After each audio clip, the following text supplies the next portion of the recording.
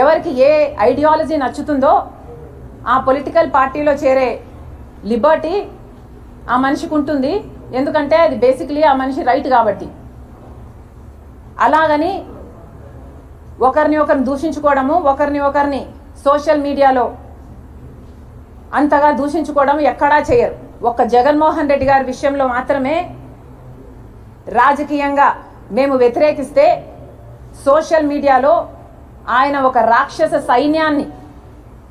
రాక్షస సైన్యాన్నే పెట్టి వేల మందిని ఎంప్లాయ్ చేసుకుని రాజశేఖర రెడ్డి బిడ్డ అనే ఇంగితం లేకుండా, మీకోసం పాదయాత్ర చేశానని లేకుండా, పాదయాత్ర చేసినప్పుడు నేను షర్మిలారెడ్డినే, కానీ ఇప్పుడు మీతో విభేదించాను కాబట్టి నన్ను, నా క్యారెక్టర్ని, నా పుట్టుకను, నా పేరును ఇలా ఎన్ని విధాలు వీలైతే అన్ని విధాలు నాశనం చేయడానికి చూసింది ఒక్క జగన్మోహన్ రెడ్డి గారు మాత్రమే. అందుకు మీరు చరిత్రలో నిలిచిపోతారు. జగన్మోహన్ రెడ్డి గారు, జగనన్న గారు గుర్తుపెట్టుకోవాలి. ఒక చెల్లెలుగా చెప్తున్నాను, మీరు దీనికి చరిత్రలో నిలిచిపోతారు. ఒక చెల్లెలను మీకోసం అంత త్యాగం చేసిన చెల్లెల్ని గౌరవించకపోగా మీ మూకల చేత, మీ కుక్క బిస్కెట్లకు ఆశపడే ₹10 ఇస్తే రూపాయి యాక్టింగ్ చేసే పేడ్ ఆర్టిస్టుల చేత మీరు ఎంత దూషించారు, బెదిరించారు, ఎంతగా క్యారెక్టర్ అసాసినేషన్ చేశారు అన్నది మీ పేరు చరిత్రలో నిలిచిపోతారు. ఇంకా అన్నారు రిలేషన్షిప్స్లోకి రాజకీయాలు వచ్చినప్పుడు సంబంధాలు చెడిపోతాయి, అందులో కూడా చంద్రబాబు లాంటి వాళ్ళు జోక్యం చేసుకొని ఆశ చూపి ఇలాంటివి చేస్తే ఇంకా చెడిపోతాయని అన్నారు. జగన్మోహన్ రెడ్డి గారికి మళ్ళీ చెప్తున్నాం, మీకు చంద్రబాబు గారి పిచ్చి పట్టింది. జగన్మోహన్ రెడ్డి గారికి చంద్రబాబు పిచ్చి పట్టింది. ఈ పిచ్చి obsession is causing him to hallucinate, అంటే భ్రమ, imaginations. This obsession is making him delusional.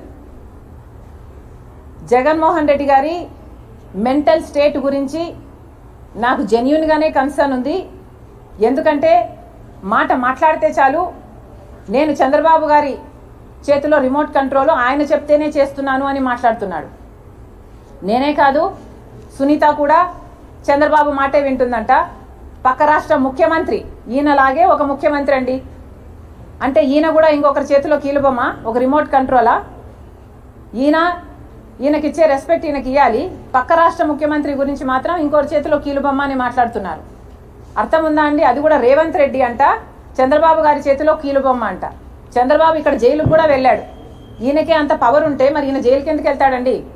అలాంటి ఆయన చేతిలో ఆయన కీలుబొమ్మ అంట.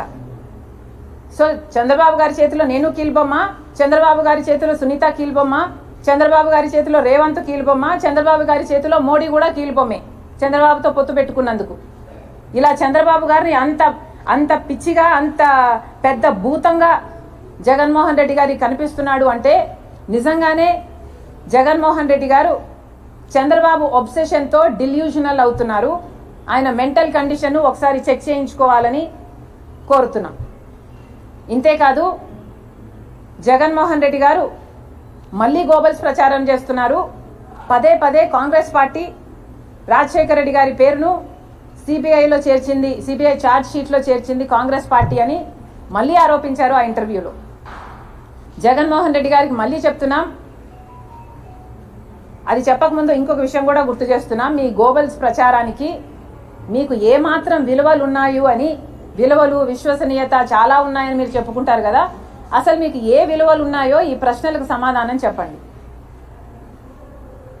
రాజశేఖర రెడ్డి గారు చనిపోతే రిలయన్స్ హస్తం ఉంది ఆ చాపర్ క్రాష్లో అని చెప్పినవాడు జగన్మోహన్ రెడ్డి గారు కాదా? ఈయన మాట చెప్తే రిలయన్స్ సంస్థలని ఎంతమంది ధ్వంసం చేయడం నిజం కాదా? వాళ్ళ మీద ఈ రోజుల వరకు కూడా కేసులున్నాయి. కానీ అదే రిలయన్స్ వాళ్లకు జగన్మోహన్ రెడ్డి గారు ముఖ్యమంత్రి అయిన తర్వాత రాజ్యసభ మెంబర్షిప్ కూడా ఇచ్చారు. మరి జగన్మోహన్ రెడ్డి గారికి ఏ విలువలు ఉన్నట్టు? అప్పుడు అది సూట్ అయింది కాబట్టి అట్లా మాట్లాడతారు, ఇప్పుడు ఇది సూట్ అయింది కాబట్టి ఇట్లా చేస్తారా? మీరేనా విలువల గురించి మాట్లాడేది? ఏ విలువలు ఉన్నాయండి మీకు? రిలయన్స్ వాళ్ళు కారణమని చెప్పిన మీరు మళ్ళీ రిలయన్స్ వాళ్ళు కి పదవులు ఇస్తారు, మీకు విలువలు ఉన్నాయనుకోవాలా? వివేకానంద రెడ్డి గారి హత్య విషయంలో సిబిఐ ఎంక్వైరీ కోరింది జగన్మోహన్ రెడ్డి గారు ముఖ్యమంత్రి కాకముందు. ముఖ్యమంత్రి అయిన తర్వాత వద్దని చెప్పింది జగన్మోహన్ రెడ్డి గారు. అంటే మీరు ఎక్కడ ఎట్లా ఏ కన్వీనియన్స్ ఉంటే అట్లా మాట్లాడతారు. మీరా విలువల గురించి మాట్లాడేది? మీకు విలువలు ఉంటే ఒక మాట మీద నిలబడాలన్న విలువ మీకు లేదా?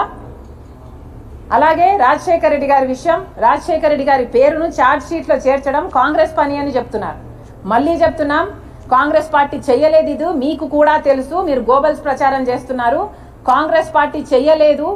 సిబిఐ ఎఫ్ఐఆర్ లో కూడా రాజశేఖర రెడ్డి గారి పేరు లేకపోతే కొనుగోలు సుధాకర్ అనేవాడు 3 కోట్ల చుట్టూ తిరిగి, సిబిఐ కోర్టు, హైకోర్టు, సుప్రీంకోర్టు 3 కోట్ల చుట్టూ తిరిగి రాజశేఖర రెడ్డి గారి పేరుని సిబిఐ ఛార్జ్ షీట్ లో పెట్టాలి అంటూ 3 కోట్ల చుట్టూ తిరిగాడు. అందుకు మెచ్చి మీరు ఆయనకు ఏఏజీ పదవిని మీరు ముఖ్యమంత్రి అయిన 6 రోజుల్లోనే ఇచ్చారు. ఎవరిని బుకాయించడానికి ప్రయత్నిస్తారు? మళ్ళీ అదే మాట మాట్లాడతారు. అన్ని సాక్ష్యాలు ఉండి కూడా, ఇంత తెలిసి కూడా ప్రజలు అర్థం చేసుకుంటున్నారు అనే ఇంగితం లేకుండా మళ్ళీ Congress party CBI charge sheet లో రాజశేఖర రెడ్డి గారి పేరును చేర్చింది అని మాట్లాడతారు.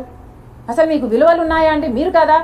సొంత తండ్రి పేరుని ఛార్జ్ షీట్ లో చేర్పించింది మీరు కాదా? మీరు కేసుల్లో బయటపడడం అసాధ్యం అని కదా మీరు చేశారు ఈ పని. మీరు ఆ విలువల గురించి మాట్లాడేది? ఒక కొడుకుగా మీకున్న విలువలు ఏమిటండి? తండ్రి పేరుని ఛార్జ్ షీట్ లో చేర్పించమని ఒక మనిషిని పెట్టుకుని ఆ మనిషి చేత ఆ పని చేపించి తీరా ఆ మనిషికి మళ్ళీ మీరు ఏఏజీ పదవిని ఇస్తారు.